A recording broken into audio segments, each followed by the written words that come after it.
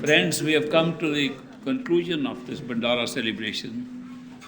I'm very happy you all came and joined me. It's a very special day, as you must have noticed, and we have got great blessings from the great Master. You all carry great blessings today from the great Master, the spirit of the Masters, and I'm sure is going to be with you for a long time. That you will carry these vibrations, these good feelings, the radiance of the Master with you throughout the year, stay with you. As I have been saying earlier, the practice of meditation requires regularity. It is more important to meditate for 5 minutes a day than to meditate 2 hours a week, every week.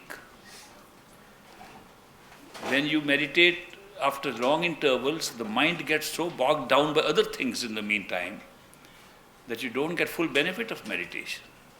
But even if you meditate for a short period, but every day, preferably at the same time, then you get more benefit from that meditation. Therefore, I would suggest that whoever has learned how to meditate in this session or through initiation, please keep it up as a regular practice of meditating every day. Great Master used to recommend in India at that time, the best time for meditation is 3 o'clock in the morning. He said 3 o'clock in the morning is good because there are no disturbances, traffic has come to a halt, the cock has not crowing yet to say the morning and dawn has come, everybody is sleeping, you can get up and meditate without disturbance. Of course, things have changed a lot in the other parts of the world. People work around the clock sometimes, they have strange working hours. Therefore, the great Master said that for conditions which are not the same, you can modify these timings. Not only that, supposing you are a working person and you have to work long hours, you will not be able to do 2.5 hours of meditation at one stretch. There is absolutely no harm in breaking it up into smaller segments. You can do 1 hour at one time, another hour at third time, and half an hour at night. You can do an hour when you get up in the morning, an hour in the evening when you come back, and half an hour before going to sleep. He did recommend that it's a good idea to do some Simran, repetition, before going to bed at night. Because experience has shown that if you do repetition of the Simran, of the holy words or the 5 charged words at night, the mind picks it up and keeps on repeating it throughout your sleep. And you can check it out because suddenly if you wake up at night, you'll see that the mind is still repeating those words. So the practice of meditating, doing the repetition at night helps in habituating the mind to repeat the words. And that's very useful because in later meditation, you will find that the mind should be habituated to repeat the word without any effort. You should not have to tell the mind to do it. You should not have to think of doing it. It should be doing automatically. If that happens, then the other process of listening to the sound becomes easier. Other process of keeping negativity out becomes easier. The other process of dhyan or contemplation, the form of the Master, becomes easier. Therefore, great Master once asked a very important question. He said, people say we do 2.5 hour meditation. What do they do in the remaining 21.5 hours out of every 24? Well, they eat, drink, works, sleep. He says, how does it balance 2.5 hours to spiritual activity, 21.5 hours to non-spiritual activity? There's not a balanced thing at all. Then somebody said, Master, what would be good balance? He said, good balance will be 21.5 hours of meditation, 2.5 hours of other thing. But Master, what about sleep? He said, if you meditate before going to sleep, you'll be meditating all night. That covers all your 7-8 hours of sleep. If you meditate, if you repeat the words while you're cooking, while you're walking, you're eating, that covers another few hours. Even when you're working, most of the work does not require so much concentration of attention. You can still be meditating. And if you're thinking of Master while you're working, it's meditation. And if you're saying, Master, it's because of you I'm getting this, it's meditation. The time when you can really have to concentrate on something external is never more than 2.5 hours. If you change your lifestyle to that, you will find that you will be meditating 21.5 hours and using your brain for other things only 2.5 hours. He said that will give you great success. But even if you cannot achieve that, at least make it 12-12. Make 12 hours part of your spiritual discipline and 12 hours of other things. But the easiest way to cover those 12 hours is to meditate in sleep, which means do some repetition of words, repetition of Simran before going to sleep. And that will help a lot. So these are little tips that these masters have given us, and they work. Because if meditation is treated as a ritual only, it remains a ritual. When we join any class to learn something in life, we make sure we learn it. If there's a test there, we want to pass the test. Here, people get initiated and they go on with the ritual, learning nothing. And when the test comes, they fail. It's a very discouraging thing that the success rate should be 2 or 3%, and the failure rate should be 97-98%, which means even despite initiation, we have not taken full advantage of it. Because most people take initiation and think that's it, we got it. Now let's keep it under the pillow and go to sleep. No, you must work on it. Take advantage of it. It's a great opportunity to take advantage of it. Then what happens? In the beginning, we are very keen to get something. We sit and meditate for long hours. And then as time goes on, we relax. Okay, that's all right. It becomes less and less. Eventually, we just make it a small ritual and do nothing more. That's not taking full advantage. And that is why the world captures us, and the attention to the world does not go away, because we haven't taken advantage of the opportunity that meditation and initiation gave us. So my suggestion is, when you are initiated, take full advantage of it. Meditate regularly, as much as you can. Make it a habit. And then you will get all the benefits. Within this physical life, within the physical body, you can find everything that's ever been created. Within this physical body, you'll find God. You can see God, merge in God, be God. Within this physical body while you're physically alive. What else do you want? The greatest opportunity. And it's available while we are physical beings. It's not available when we die. When we die, we moan and groan, oh, we could have done that, we could have done that. It's too late. So many people postpone these, procrastinate in these things. And when the last moment comes, then they regret it. We don't have the time. Now we have the time. Indeed, great master said, because I was initiated at a young age, he said, young age is the best to meditate. Because in old age you become feeble, your hands and feet are aching, you got arthritis, you got all kinds of pains. You can't do the same thing. When you're healthy and strong in the physical body, best time to meditate. Therefore, I advise young people, don't postpone meditation. Take advantage of your good body, good health. Because unless the body is healthy, how will you meditate? The body that is not healthy is not conducive to good meditation.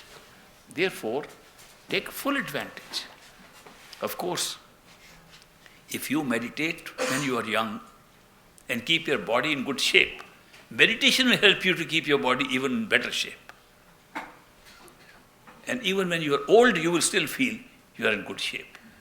Now that's amazing, but meditation can do it. Because meditation itself is a healer of a lot of stuff that's going on in the body. And so there are so many benefits of this meditation.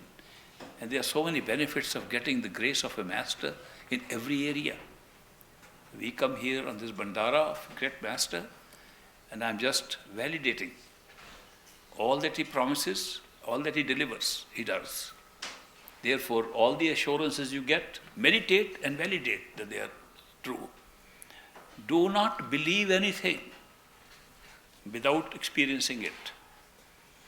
The spiritual path of the great master is not based on blind faith at all. It discourages blind faith.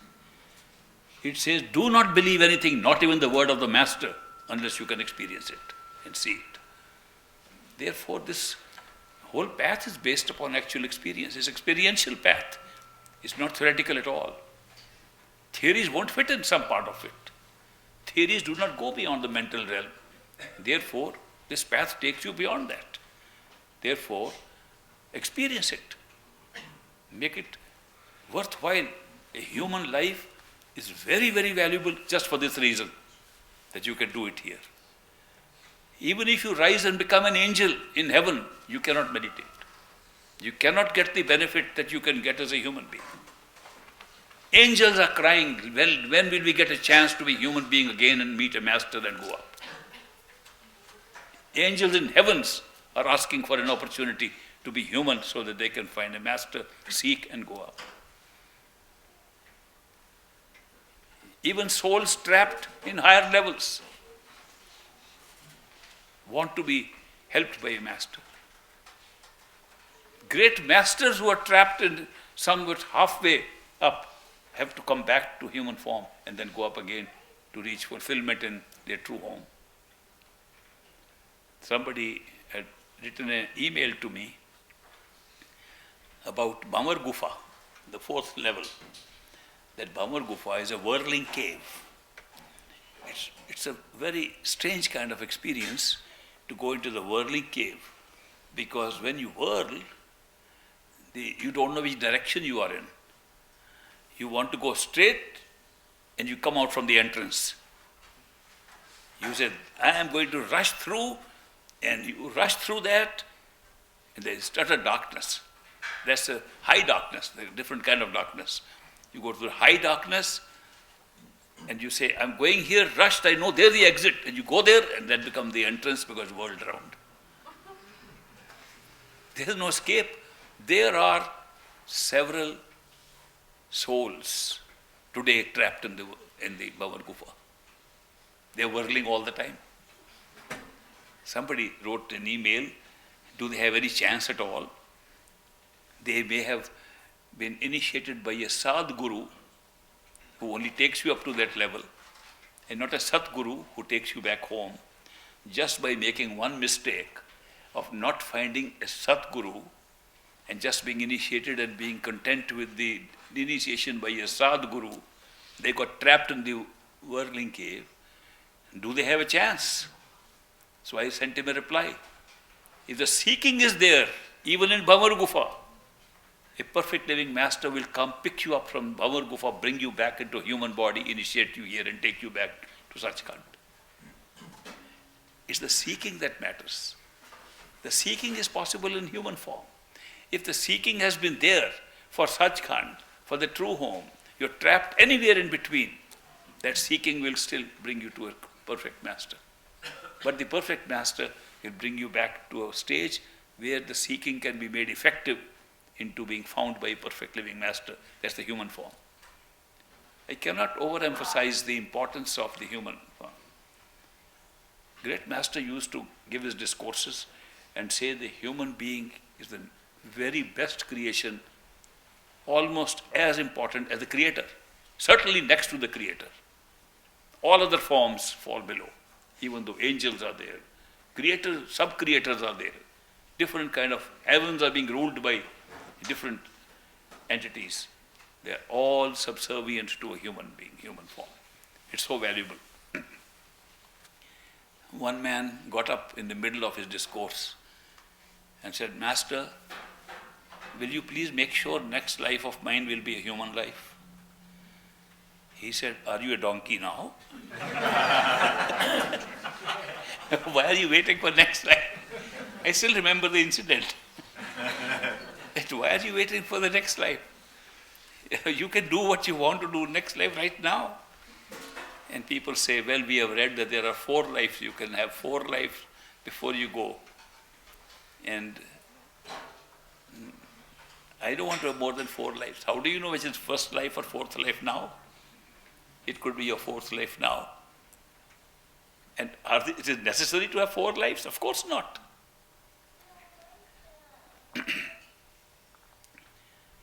My father, my dad, Regularity Puri, who wrote many books in consultation with the great master on the spiritual path.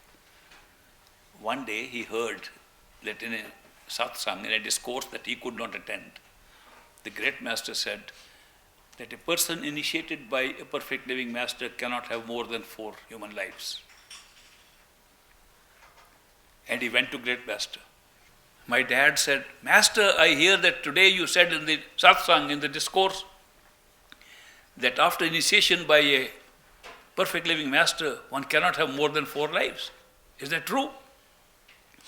Great master said, Lekraj, why are you asking this question? This is your last life. He said, I am asking because I may need more than 4. He said, Master, if you decide to come back, are you going to keep me stuck there because it's 4 lives rule? If you are here and it's the 5th life, I want to be here in the 5th life. Then great master laughed and he said, this whole theory about 4 lives is being misunderstood by people. If a person is initiated by a perfect living master and carries out the instructions of the master and does what the master says in terms of meditation, lifestyle, and so on, just follows the instructions, this will be his last life. There will be no more life. If a person fails to do that and imperfectly performs what is required to do by initiation and by the practice he is prescribed, to complete this, he can have a second life. Only a initiate, after being initiated, runs away from the path. His mind deceives him and he thinks this was not the correct path and he leaves it and goes away. He might have to come for a third life. Only an initiate who goes against the master, works against him, may come for the 4th life. So do not imagine everybody is coming for the 4th life. Most people who follow the instructions go after the very life in which they are initiated. But there is a little catch. The catch is that you do not go to Sachkhand after this life or with this life. You are not born again as a human being. You stay in various stages on the way making progress there. Just like there are distractions in the physical world, there are also distractions in the other places. There are more distractions in the astral place than there is distraction in the physical world. And many people, especially with great sensitivities, like artists and so on, they are so enamored of the things that they see in the astral plane, they like to spend a lot of time there. And the masters give them a long rope to satisfy their tendencies, propensities towards appreciation of things that are there. And there's a large array of things there to hold you back. There are souls, you can see them in your own meditational practice, souls who've been there for long periods, even after initiation by a perfect living master. And the masters are still with them. And then they are taking them back stage by stage. Not all of them are rushing back. Many of them tarry a long time on the way. So when we say 4 lives is the maximum, we are talking of no rebirth in any form in the physical plane. It does not mean that you jump from here straight to Sachkhand. That's the catch.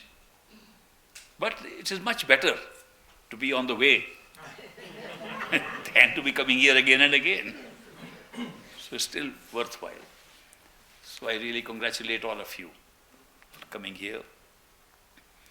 I will now give the Prashad with the blessings of the great master on this special Bandara day.